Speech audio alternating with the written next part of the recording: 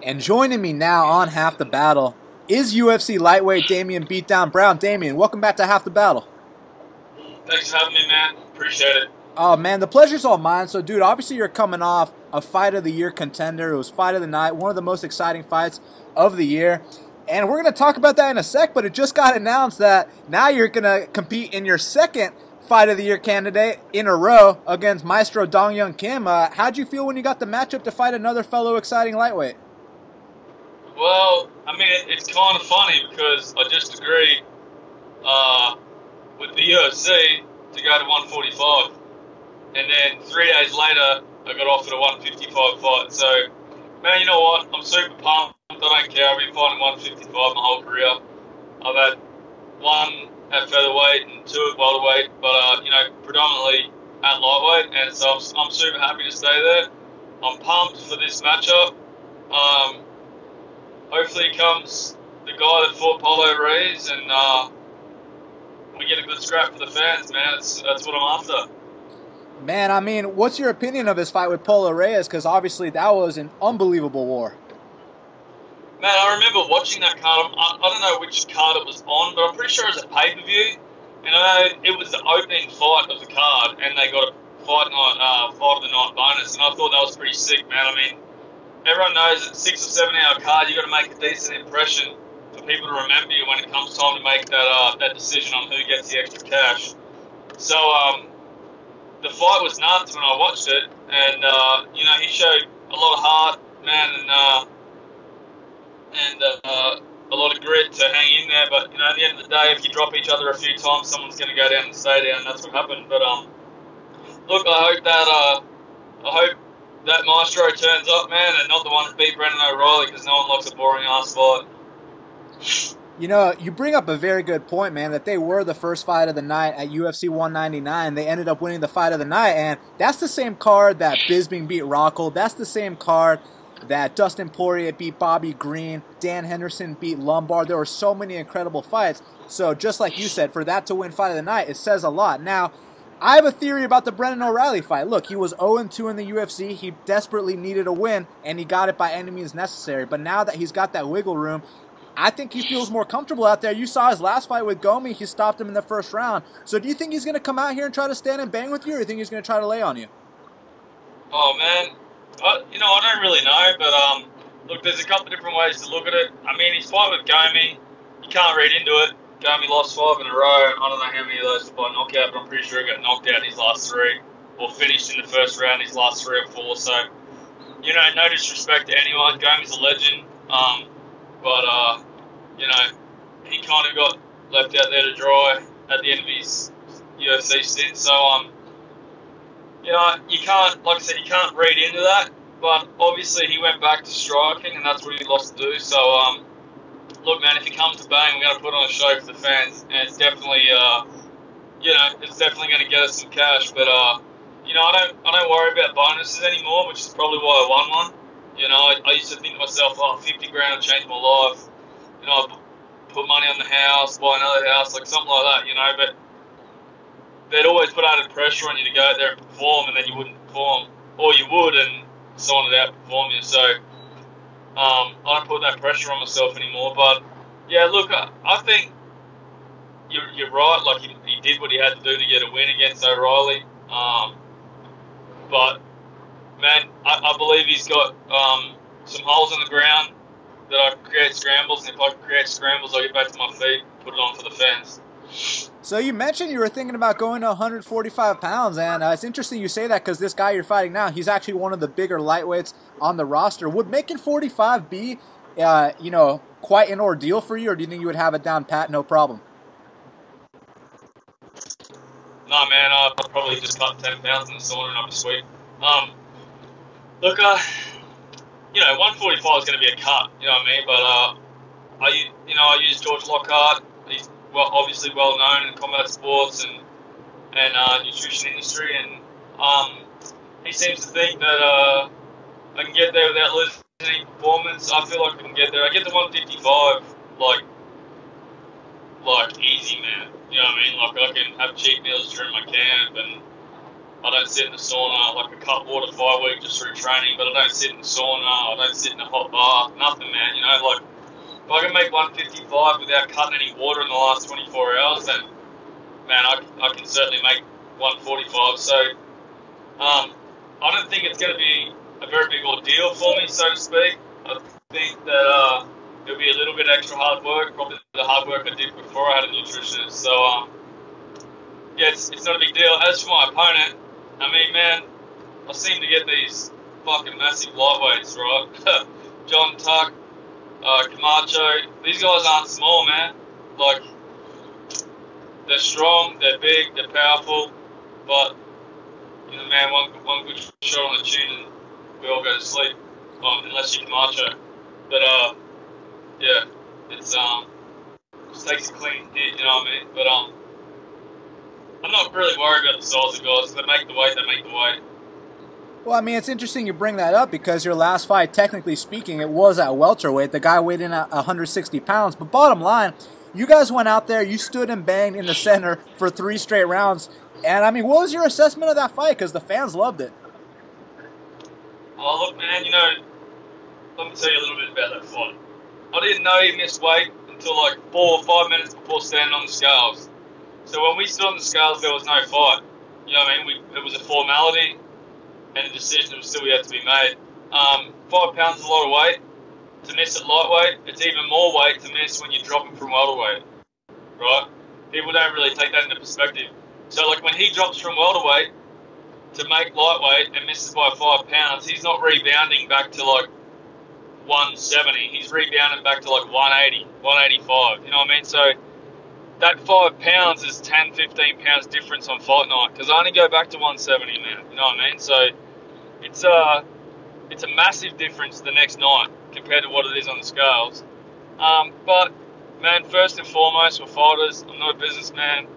This sport's full of businessmen these days who like to talk shit and not fight. So, and I took the fight. I went out there. I took my chances, and I didn't pick up my win bonus. I didn't pick up the win, but you know, like I said, I think the fight was a win in every other aspect, just not on paper. So you know, he was super respectful, super professional, and very apologetic, to the point where it was actually hard to be angry at the guy for missing weight, which sucks. But you know, he's a nice dude, and I wish him all the best in his future. If he stays at 155, hopefully he can continue to make the limit. But yeah, man, it's going to be a hard fight for anyone if they're standing in front of him. So he's, you know, he's strong, man. I shot on a single, which I thought was deep, perfectly timed. I was hitting it during training for 2 months. We knew it was going to work, and as soon as I hit it, man, he just stood there. So there was a significant weight difference the next night, I can assure you of that.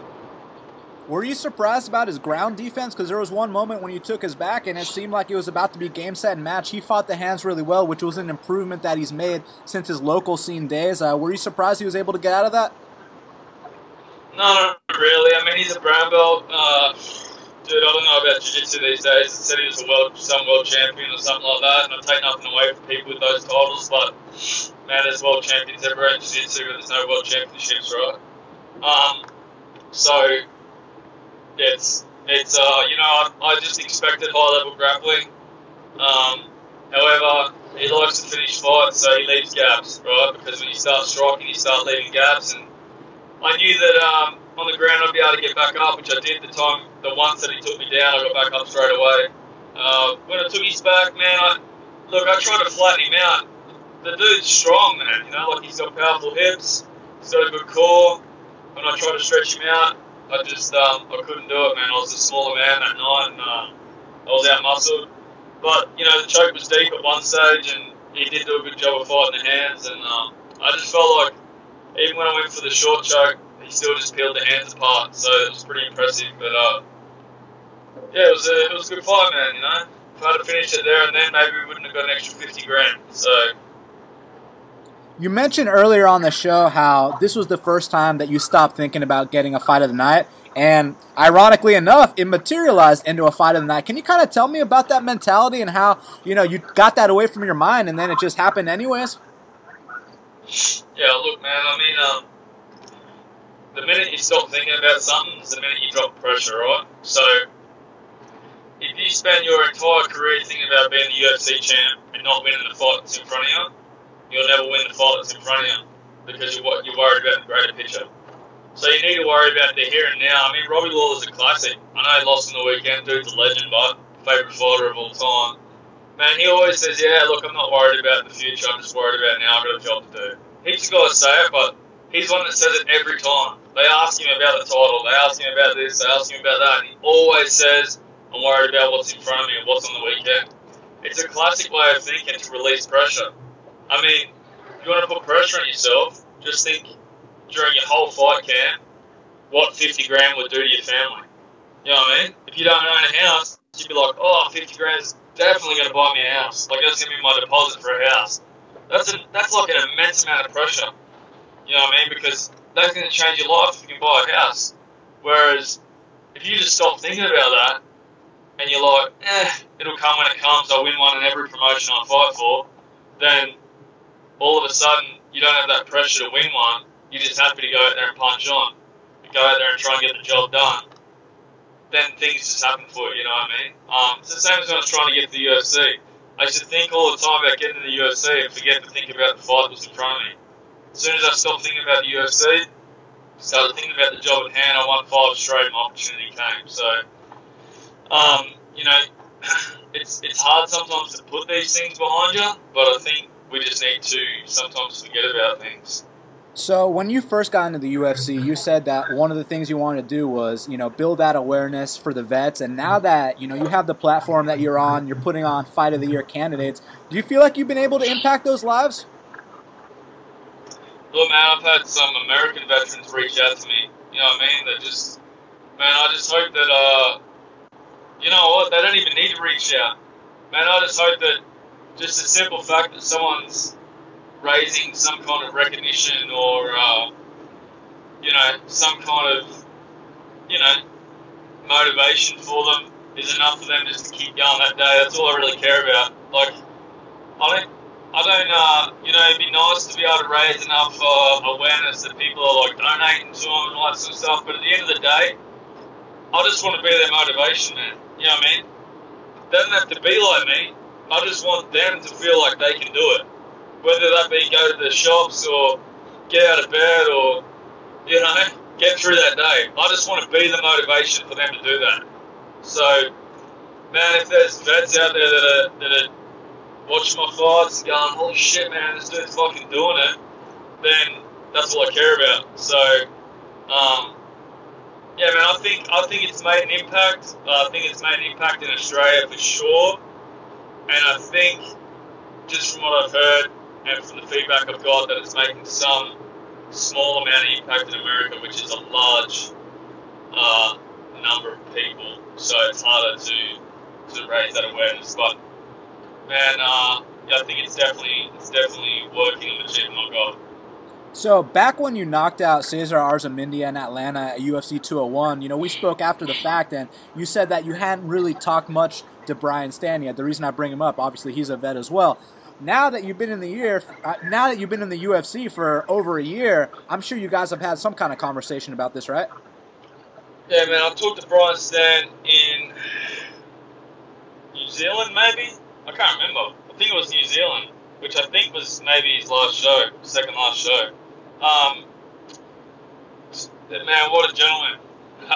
He is awesome. But yeah, we did have a good chat, exchange details. He told me to reach out if I needed anything so I can have a chat to him. He's an unreal guy,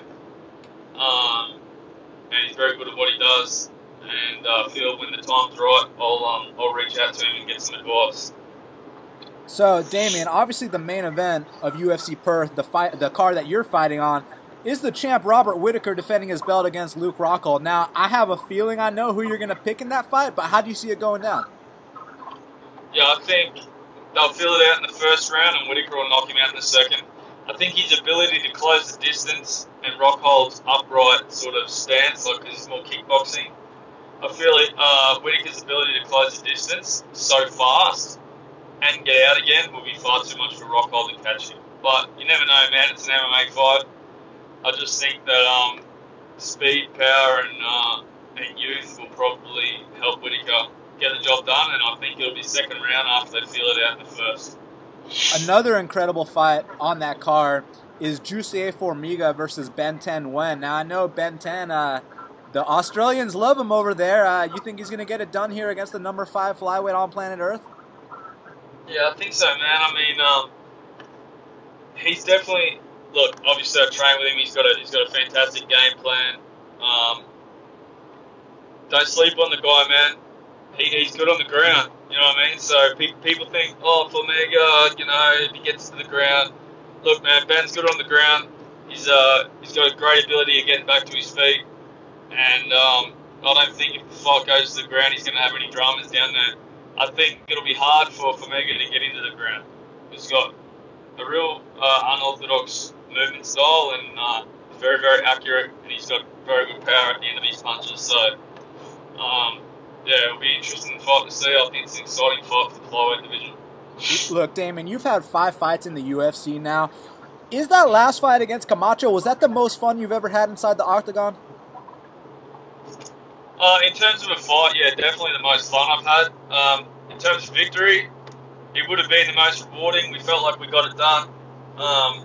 At worst, we felt like it was the draw, but we definitely didn't feel like we lost.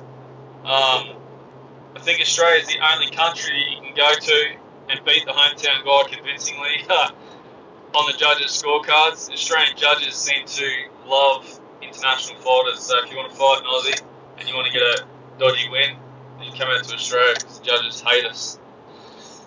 Man, what do you think it is? What do you think it is? Are they not Australian, the judges themselves?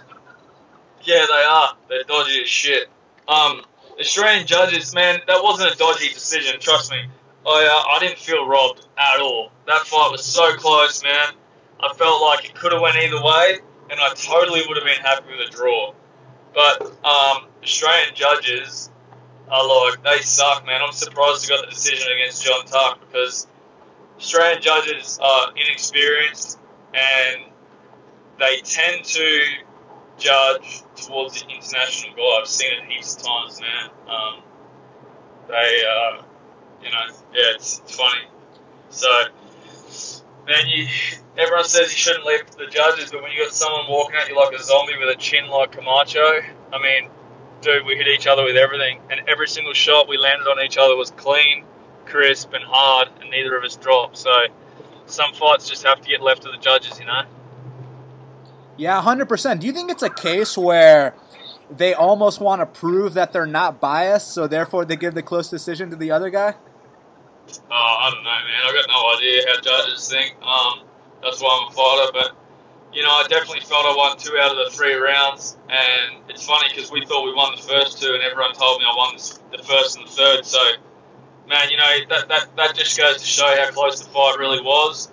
Like I said, I would have been happy with the draw. I'm disappointed that I got the loss in such a close fight against someone that this way. But, that's a whole other story. The penalties are bullshit, and I think that there needs to be heaps of change there. The 30% fine he got should have been on his capacity to make any money in that fight, like his earning capability, and it should have been a double bonus for me. You know, like I said, I took that fight for $3,000. I mean, that's all I made.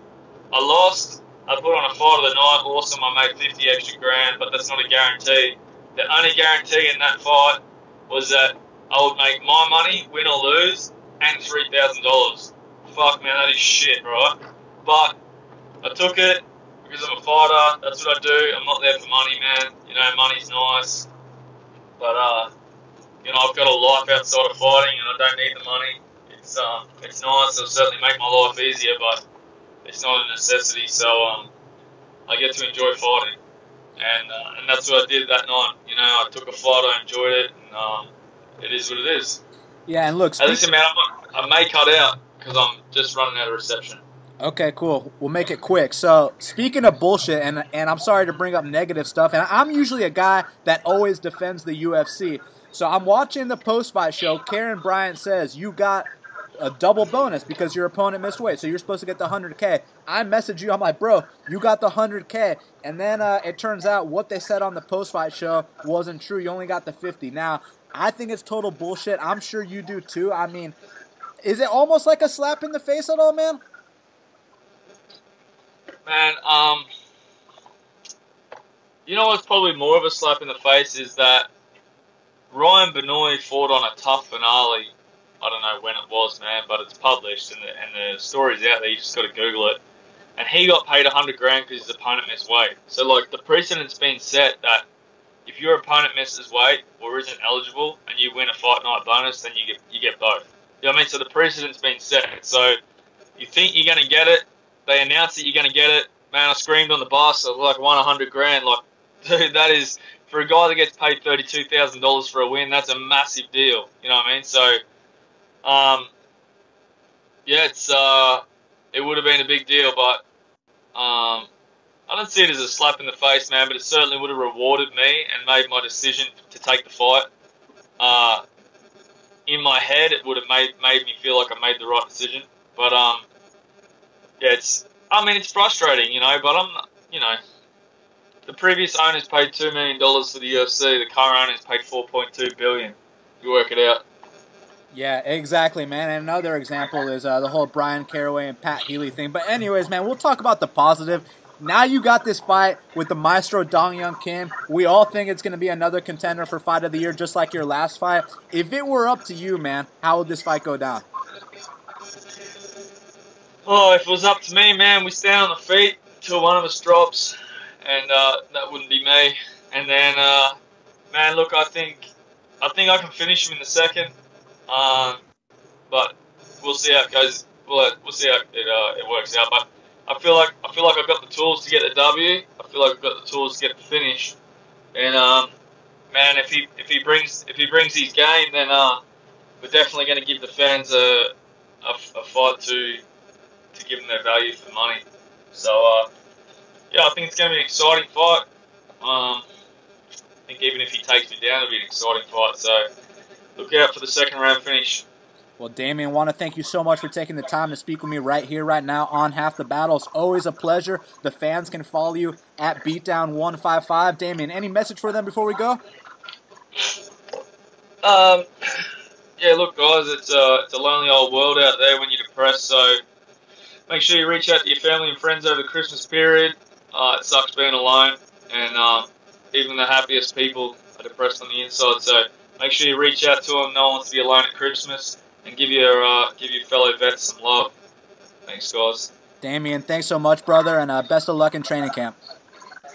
All right, man. Take it easy, hey. Chat soon.